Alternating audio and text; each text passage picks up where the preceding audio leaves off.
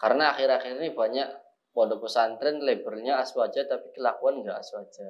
Gitu ya. Membiarkan orang labelnya pondok pesantren tapi amaliyahnya bertolak belakang dengan aswaja. Jadi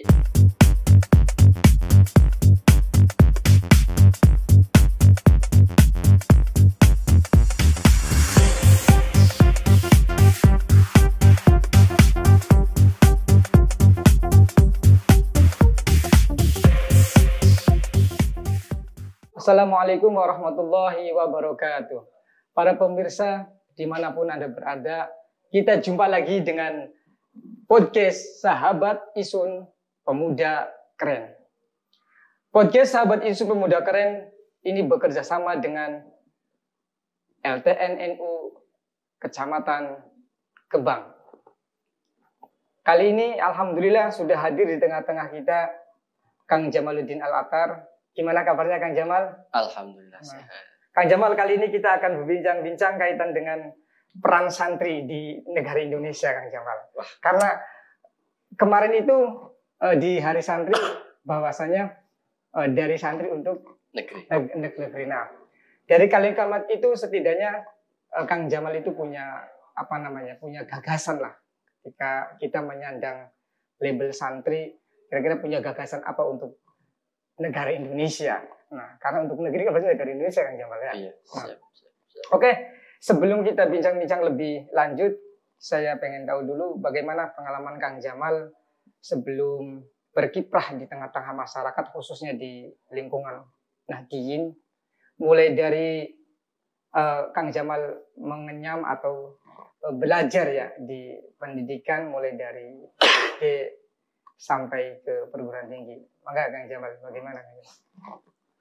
Ya, terima kasih kepada sahabat Insun Pemuda Ansor yang bekerjasama dengan LTN-NU Kecamatan Gebang.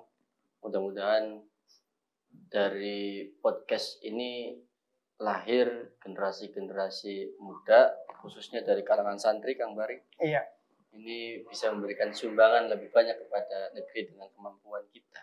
Iya.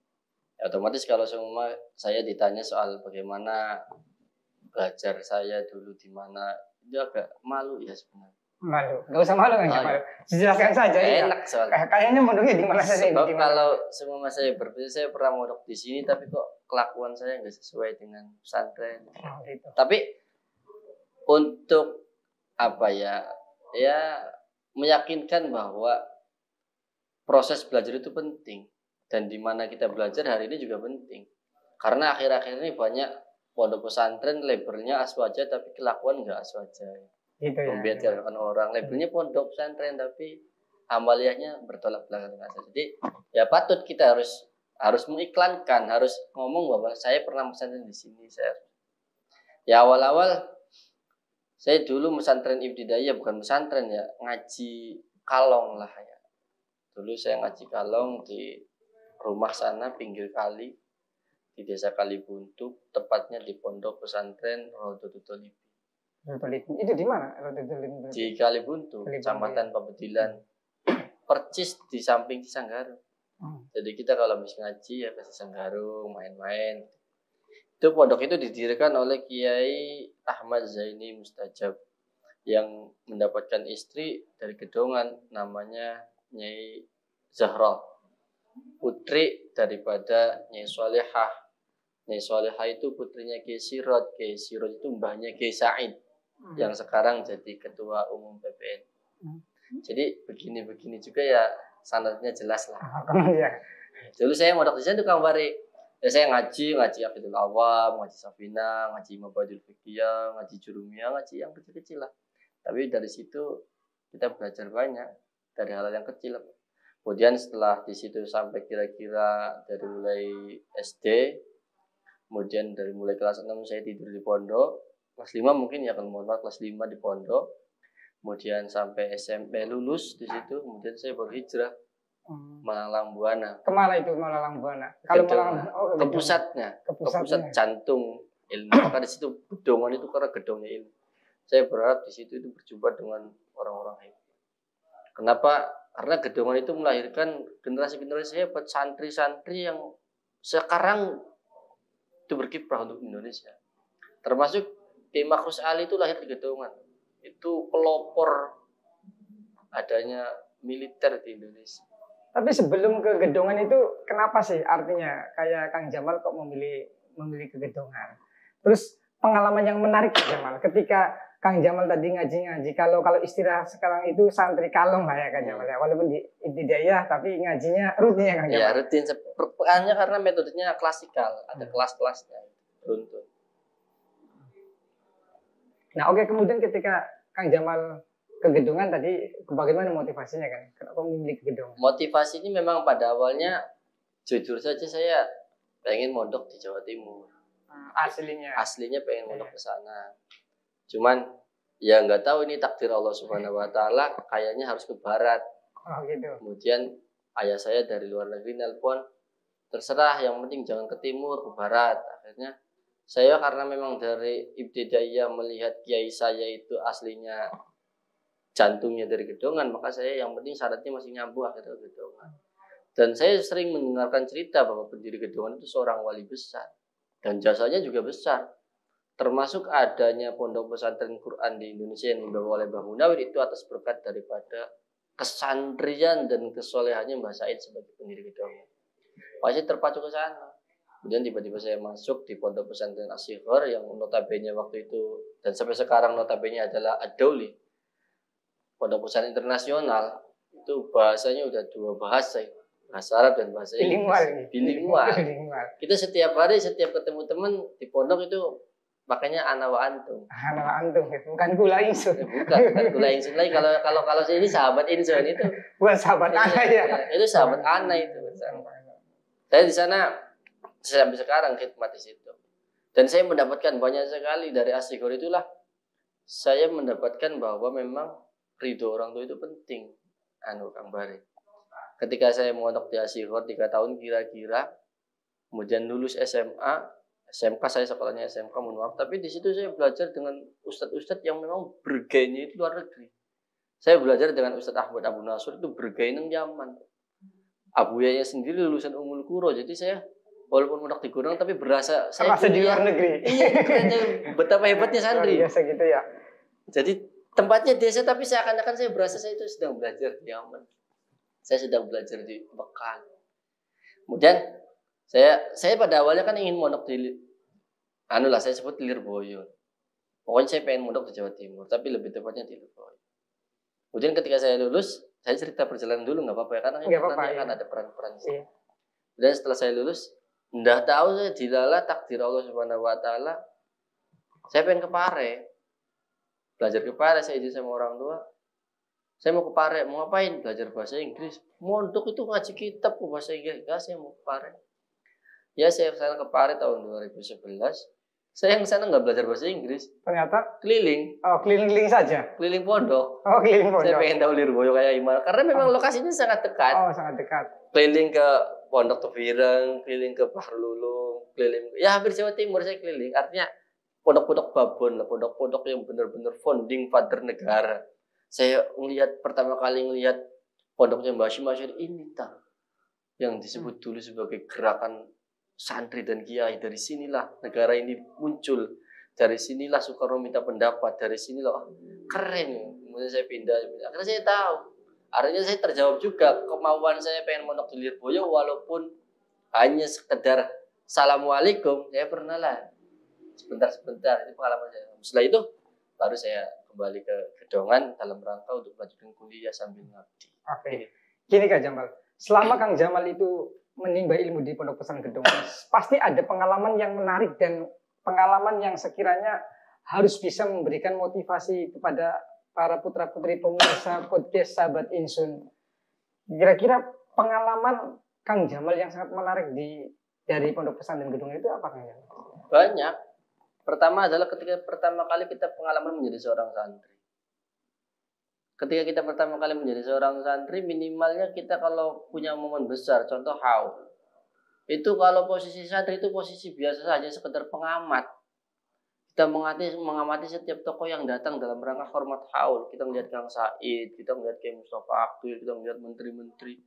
Kok pondok segini kok bisa didatangin orang-orang besar gitu loh. Ketika kita jadi santri loh. Iya, ketika. Tapi ketika kita jadi pengurus beda lagi. kita sudah mulai, oh ini caranya nanti nyambut tamu, oh ini caranya nanti nyambut presiden, ini caranya nyambut mulai. Nah ketika kita sudah berjenjang lagi, kita mulai dimasukkan dalam struktur panitia dan begini dan begitu. Jadi banyak sekali lah pengalaman-pengalamannya. Minimal kita itu punya jenjang yang kira-kira kita pernah merasakan jadi seorang santri, kita pernah merasakan jadi seorang pengurus, kita pernah merasakan jadi panitia, kita pernah merasakan mandi ngantri. Bahkan saya pernah melihat seorang kiai besar loh hadir di acara haul, gak ada yang awal. Artinya di situ juga kita bisa mengajarkan bahwa sosok santri dan kiai itu kapanpun dimanapun bisa melebur tanpa ada egoisme, tanpa ada bahwa saya ini loh sekarang sudah menjadi orang besar. Enggak, ketika masuk pondok semua hilang jadi santri semua. Itu hebatnya santri.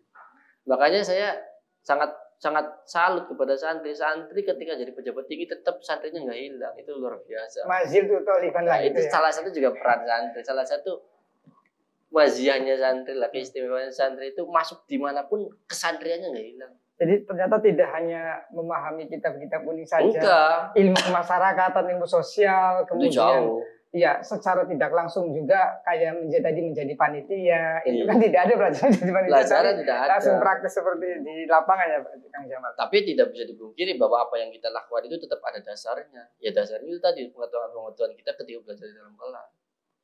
Contohnya kita belajar soal akhlakul banin atau kita belajar tentang taisir kholaq, kita belajar tentang at-tahli wa targhib, itu kan bagaimana cara menghormati pemerintah, bagaimana cara menghormati teman, bagaimana cara menghormati orang tua, termasuk bagaimana cara menghormati kiai.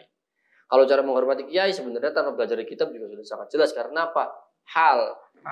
Kita berhadapan langsung, bagaimana salaman, bagaimana ketika kita ditimbali itu dipanggil sama kiai, itu ditimbali. Diundang lalan bahasa kitanya dia diundang. Bagaimana promo Injilnya, bagaimana dan sebagainya. Terus ada yang menarik lagi sedikit lagi. Ada yang menarik di pondok pesantren itu. Jadi di pondok pesantren itu kadang contoh saya sama Kang Bar ini ustadz saya di kelas. Di kelas tuh Kang Bar itu jadi ustadz saya. Saya begitu takzim. Sampai saya nggak berani menatap wajahnya Kang Bari. Tapi ketika nanti keluar dari kelas, masuk sekamar, itu bisa makan bareng. Bahkan bajunya bisa tukeran. Bisa bercanda ya. Itu luar biasa pesantren itu. Jadi ini yang nanti ketika semua kita keluar dari pesantren mengabdi kepada masyarakat, ini sangat terpakai. Jadi kapanpun kita bisa berganti baju. Yang penting itu rumus dasarnya adalah tidak boleh keluar dari koridor yang sudah diajarkan oleh Nabi, yaitu khairun nas anfa'uhum linnas. Oh gitu ya. Jadi kitab kuningnya nggak boleh lepas. Harus nempel terus ya Kang Jamal. Nah, jadi itulah pengalaman Kang Jamal ya sama mondok, mulai dari menimba ilmu di MI di daerahnya, di pondok pesantren apa tadi Rodotul Tolibin, itu luar biasa. Sudah nyantri kalong. Jadi Kang Jamal itu dari MI sudah nyantri. Nah, sampai sekarang pun masih nyantri ya Kang Jamal. Masih nyantri. Masih sering bolak-balik di gedongan. Nah, untuk sekarang kira-kira Kang Jamal itu aktivitasnya selain pengabdian di pondok gedongan, apalagi Kang Jamal yang Kang Jamal menjadi kegiatan Kang Jamal di tengah-tengah masyarakat itu pengabdiannya. Jadi selain kita pesantren, kita kan juga kuliah. Memang harus imbang. Jadi antara agama dan umum juga harus imbang. Kita waktu kuliah juga ini harus dibicarakan. Kita pernah aktif di berbagai macam organisasi. Termasuk saya pernah aktif di PMI. Bahkan saya salah satu, jelak-jelak begini salah satu pendiri lah. Pendiri rayon PMI di IAIN. Dan saya ketua pertamanya. Jadi dari situ kita nanti akan belajar bagaimana organisasi, bagaimana mengatur organisasi. Akhirnya ketika kita kembali ke rumah, artinya kita kembali ke ibu kandung kita. Jadi tidak bingung untuk mau ngapain. Sekarang kesibukan saya selain daripada saya hampir detik ini masih khidmat kepada pondok saya. Kepada pondok yang dimana dulu saya menimba ilmu. Saya masih khidmat di pondok pesantren Rodotul Tolibin setiap malam Kamis dan malam Sabtu saya ke sana. Di Asigor hampir tiap hari masih khidmat. Jadi untuk pengkhidmatan di pondok sih artinya sampai sekarang masih berjalan. Makanya saya mengatakan saya insya Allah santrinya sampai mati. Kang Jamal, selain pengabdian di pondok, ini Kang Jamal juga kan punya inilah artinya pengalaman di organisasi. Nah, untuk saat-saat ini Kang Jamal aktif di organisasi apa saja Kang Jamal? Sekarang saya di Jalur Ansor, Kecamatan Gebang. Terus juga lagi belajar di LDNU, Kecamatan Gebang, yang tadinya memang di PC saya. Pernah di PC. Ya, terus turun pangkat. Kenapa turun pangkat itu? Kayaknya menarik sekali. Ya, biasa orang-orang kan, semua orang kan, kalau orang kan ngejar jabatan, kalau saya lebih baik turun gitu. Jabatan saja. Itu menarik ya. Jadi bagi saya. Makanya Pak, ketika saya ditanya peran apa, ketika saya sumbangan apa sebagai Anda sebagai santri untuk Indonesia ini, saya punya sumbangan yang sampai sekarang saya lakukan adalah jagungan malam Rabu. Itu saya anggap sebagai sumbangan untuk negara. Yang rutinan itu. Yang rutinan itu. Saya anggap itu adalah sumbangan besar buat negara. Kenapa? Karena saya kira begini. Jadi awalnya itu untuk mengakomodir teman-teman yang tidak mondok. Saya kira tidak semuanya itu bisa mondok. Ada orang-orang yang tidak bisa mondok. Maka saya mengakomodir gimana teman-teman yang nggak bisa mondok, tapi masih bisa pesantren gitu. Tapi pesantrennya setiap malam Rebo gitu loh. Hanya malam Rebo saja ya. Di sisi lain juga saya mengakomodir teman-teman yang alumni yang kemudian tidak ada kegiatan, ayo kita berjuang bersama. Tapi kalau Pak Jamal sih berarti pasarannya pasar malam Rebo ya, bukan iya. pasar malamnya. Pasarannya bukan pasar malam, tapi pasarannya malam Rebo. Di dalam malam Rebo itu ya kita berdoa untuk negara, kita berdoa untuk orang tua mereka, kita berdoa untuk, karena kita kegiatannya baca waqiah, baca maulid, baca burda, baca qasidah lah intinya. Saya berpikir gini, intinya teman-teman yang tidak mondok ini ada satu malam di mana mereka pesantren. Merasakan suasana pesantren bagaimana. Saya anggap itu adalah sumbangan seorang santri negeri. Itu setiap malam Rebo rutin, setiap Rebo.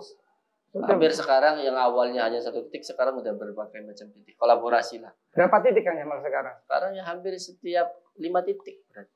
Berarti banyak waktu di luarnya. Ya, keluarga gimana itu keluarga? Kayaknya banyak di luar terus. Iya, makanya ya. Keluarga gimana itu? Ini yang paling hebat istri saya. Gitu ya. Yang paling hebat tetap istri saya mengizinkan saya untuk umat lah. Gitu. Dan mudah-mudahan ikhlas. Dan mudah-mudahan saya ikhlas dan alhamdulillah saya di Gebang dapat partner. Senengan partner. Alhamdulillah sekali. Dan di sisi lain juga ini saya berbicara bahwa ini Ambari. Jadi kebanyakan sekarang saya kadang heran, tidak menyalahkan tidak, tapi minimal boleh kita mau jadi jabatan setinggi apapun, kita boleh kerja di pabrik manapun, kita boleh jadi profesi apapun, tapi tetap kesantrian tidak hilang. Artinya dalam waktu 1 minggu ataupun 1 bulan atau bahkan 1 tahun ada kegiatan yang memang itu diselenggarakan atas dasar budaya santri. Kalau semua kita jadi kubu, tetap kita harus bikin maulid, tetap kita harus bikin ada pengajian kitab kuning, tetap harus kita ada ajian. Ya, paling tidak, mohon maaf, saya kadang mengambil satu gerakan mereka, paling tidak orang di luar kita, di luar NU ini punya gerakan subuh berjamaah itu sudah luar biasa. Luar biasa ya. Harusnya itu yang bikin kita gitu loh, bukan mereka, mohon maaf, harusnya kita yang bikin, bukan mereka. Subuh berjamaah itu, kenapa yang punya teori itu santri, di mana-mana pondok pesantren selalu mengajukan jamaah, harusnya kita.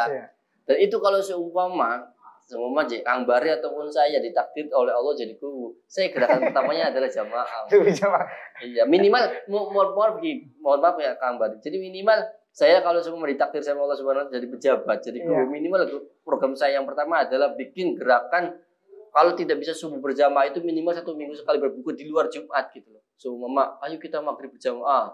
Nah setelah maghrib berjamaah kita sambung isya berjamaah. Di antara itu kita kasih kajian-kajian. Itu kan menarik sekali. Nah, apalagi kalau posisinya pas sekali kita sebagai penyelenggara, pejabat, jadi bisa menyampaikan aturan-aturan pemerintahan di sana sambil memberikan nasihat bagaimana cara bernegara yang baik. Itu luar biasa loh kalau ada. Dan mudah-mudahan saya berharap sampai jadi dewan. Biar gerakan pertamanya itu kan adalah berjamaah itu. Tidak harus dewan sebetulnya. Iya. Ketika pengen mengadakan kegiatan-kegiatan semacam itu, siapapun bisa melakukan. Bisa. Dan inilah yang dimaksud dengan, mohon maaf, inilah yang dimaksud yang hanya dipunyai oleh organisasi kita, yaitu Jam'iyah dan Jamaah. Jam'iyah dan Jamaah ini yang memiliki hanya satu, yaitu Nahdlatul Ulama. Jam'iyah dan Jamaah itu. Jam'iyah dan Jamaah itu adalah peran santri yang benar-benar santri. Maka Mbah Hasyim Asy'ari selalu menekankan bagaimana kita berjam'iyah dan bagaimana berjamaah itu harus imbang. Itu menarik itu, tapi kapan-kapan kita bahas lah. Oke, siap. Nanti kita akan bicara lebih panjang lebar lagi ya Kang Jamal terkait bagaimana peran santri. Nah, coba Kang Jamal saya minta berikanlah motivasi kepada para pemirsa podcast Sahabat Insun, pemuda keren supaya yang mempunyai putra-putri yang memang belum mondok pesantren kira-kira semangat untuk mondok pesantren. Remotivasi Kang Jamal. Ya, untuk sahabat Ingsun pemuda keren, ini semua yang ada di negeri ini, saya beri pesan, jangan pernah pesimis menjadi bangsa Indonesia khususnya. Apalagi tidak menjadi santri. Kita bisa menjadi santri kapanpun dan dimanapun. Karena pada dasarnya seorang santri adalah akhlakul karimah. Jangan pernah berhenti belajar. Mondok di mana saja dan kapan saja bisa. Yang penting patokannya adalah akhlakul karimah. Kita boleh jadi pejabat, santri bisa jadi pejabat, santri bisa jadi takmurat, santri bisa jadi dosen, santri bisa jadi segala-galanya. Tapi dengan satu syarat, tetap berakhlakul karimah. Karena apa? Akhlakul karimah adalah semboyan santri. Maka untuk menjadi santri, tidak harus mondok di pesantren, kejarlah kegiatan yang dimana kegiatan itu nuansanya adalah nuansa pesantren. Dan sudah menjadi santri. Jadi patokannya adalah akhlakul karimah. Mudah-mudahan ini akun sahabat Ansor ini bisa bermanfaat buat semuanya, dan saya pesan jangan lupa subscribe dan terus dukung dan kasih kritik yang baik untuk kita semua. Mudah-mudahan manfaat. Terima kasih Kang Bari. Iya, oke. Terima kasih Kang Jamal ya. Sebelum ditutup, Kang Jamal sebagai ketua pelaksana acara Maulid Nabi Muhammad SAW,